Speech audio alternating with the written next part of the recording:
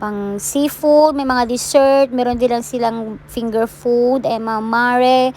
And of course, may mga sushi din sila mga mare. At eto, meron silang mga ingredients para sa iyong sauce for the shabu-shabu. At eto na mga mare, ang favorite part of the show, ang kumain mga mare. Ayan, di mawawalang ating noodles.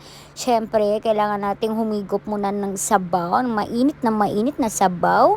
Tamang-tama po yan mga mare, at kahapon pa ako nagka-crave dito sa shabu-shabu na ito. Ayan mga mare, makikita nyo, kumakain tayo ng gulay because gulay is the best among all.